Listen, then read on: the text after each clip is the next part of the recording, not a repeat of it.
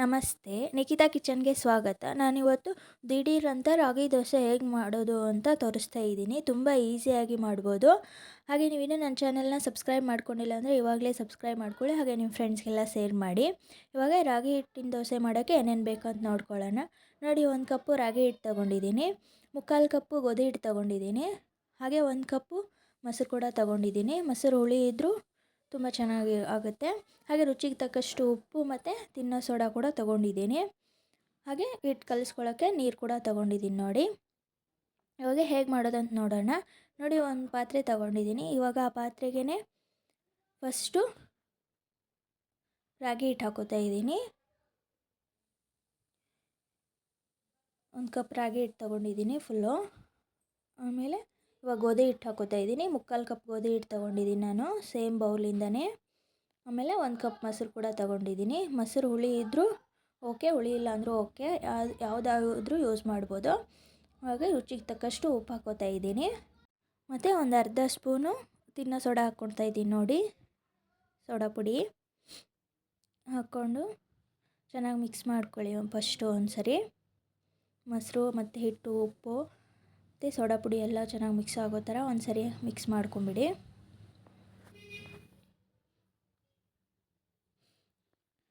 Mix ಆಗಿದೆ. ಇವಾಗ ನೀರು ಹಾಕ್ಕೊಳ್ಳಿ. ನೀರು ನೋಡ್ಕೊಂಡು ಹಾಕ್ಕೊಳ್ಳಿ. ನೀರು ಹಾಕ್ಕೊಂಡು ಮತ್ತೆ ಒಂದು ಸರಿ ಮಿಕ್ಸ್ ಮಾಡ್ಕೊಳ್ಳಿ.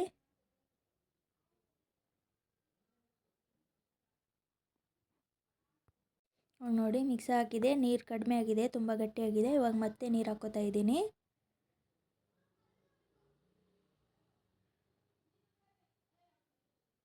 ಹಾಕ್ಕೊಂಡು ಮತ್ತೆ ಮಿಕ್ಸ್ ಮಾಡ್ಕೋತಾ ಇದ್ದೀನಿ. ನೋಡಿ,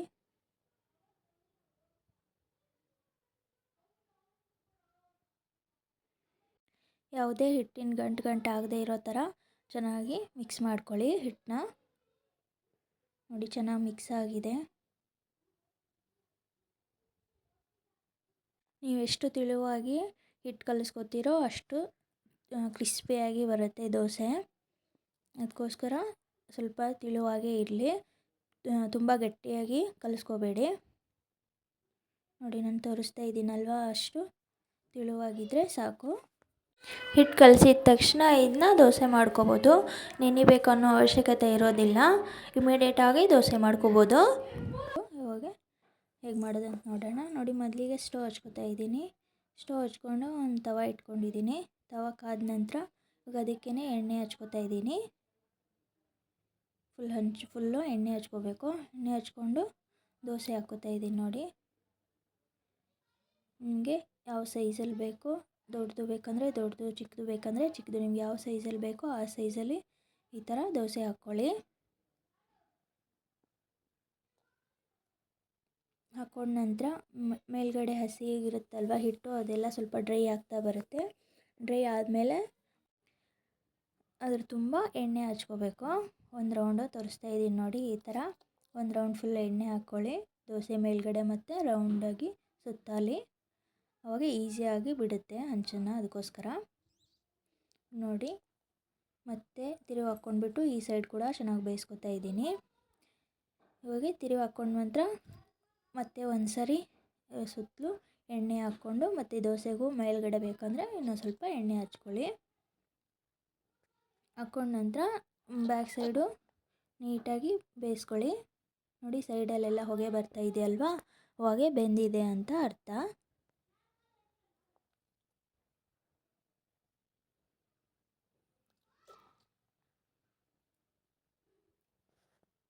ಇವಾಗ ಬೆಂದಿದೆ. ನೋಡಿ, ತಿರುವಿ ಹಾಕ್ಬಿಟ್ಟು ತೋರಿಸ್ತಾ ಇದ್ದೀನಿ, ಬೆಂದಿದೆ ಈ ಸೈಡೂ. ಇವಾಗ ಒಂದು ಪ್ಲೇಟ್ಗೆ ಎತ್ತಿಟ್ಕೊಂಬಿಡಿ. ಇವಾಗ ಇನ್ನೊಂದು ದೋಸೆ ಹಾಕ್ಬಿಟ್ಟು ನಾನು ತೋರಿಸ್ತೀನಿ. ನೋಡಿ, ನೋಡಿ ಹಂಚ್ಕಾದಿದೆ. ಇವಾಗ ಅದಕ್ಕೇ ಎಣ್ಣೆ ಹಚ್ಕೋತಾ ಇದ್ದೀನಿ. ಎಣ್ಣೆ ಹಚ್ಕೊಂಡ್ಬಿಟ್ಟು ದೋಸೆ ಕೂಡ ಹಾಕ್ಕೋತಾ ಇದ್ದೀನಿ. ನೋಡಿ,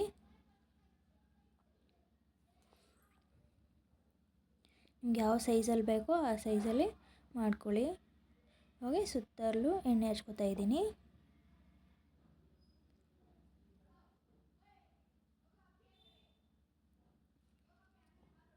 ಇವಾಗ ನೋಡಿ, ಮೇಲ್ಗಡೆ ಎಲ್ಲ ಡ್ರೈ ಆಗ್ತಾ ಬರುತ್ತೆ. ಈ ಥರ ಡ್ರೈ ಆದಮೇಲೆ ಬೆಂದಿದೆ ಅಂತ ಅರ್ಥ.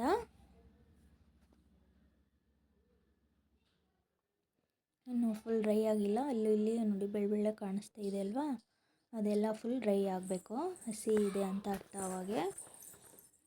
ಅದು ಪೂರ್ತಿಯಾಗಿ ಡ್ರೈ ಆದಮೇಲೆ ಮತ್ತು ಈ ಸೈಡ್ ಕೂಡ ತಿರುವಿ ಹಾಕ್ಬಿಟ್ಟು ಬೇಯಿಸ್ಕೋಬೇಕು. ಇವಾಗ ನೋಡಿ ಡ್ರೈ ಆಗಿದೆ. ಇವಾಗ ತಿರುವಿ ಹಾಕ್ಕೋತಾ ಇದ್ದೀನಿ. ನೋಡಿ ತಿರುವಿ ಹಾಕ್ಕೊಂಡ್ಬಿಟ್ಟು ಮತ್ತು ಸ್ವಲ್ಪ ಎಣ್ಣೆ ಹಾಕ್ಕೊಂಡು ಸುತ್ತಲೂ ಮತ್ತು ದೋಸೆಗಳ ಮೇಲೆ.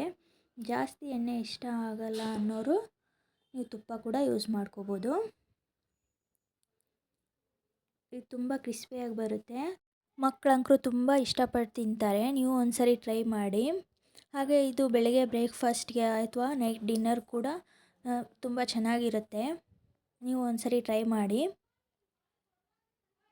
ಇವಾಗ ನೋಡಿ 2 ಸೈಡು ಬೆಂದಿದೆ.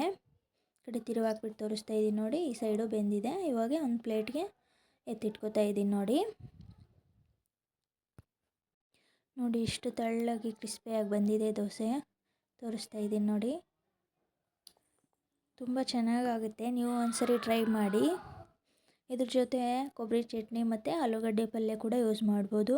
ಅಥವಾ ಅದೆರಡು ಮಾಡೋಕ್ಕೆ ಟೈಮ್ ಇಲ್ಲ ಅಂದರೆ ಮನೇಲಿ ಯಾವುದಾದ್ರೂ ಚಟ್ನಿ ಇರಲಿ, ಶೇಂಗಾ ಚಟ್ನಿ, ಕಡಲೆ ಚಟ್ನಿ ಯಾವುದಿರುತ್ತೋ ಆ ಚಟ್ನಿ ಜೊತೆನೂ ತಿನ್ಬೋದು, ಚೆನ್ನಾಗಿರುತ್ತೆ. Thanks for watching.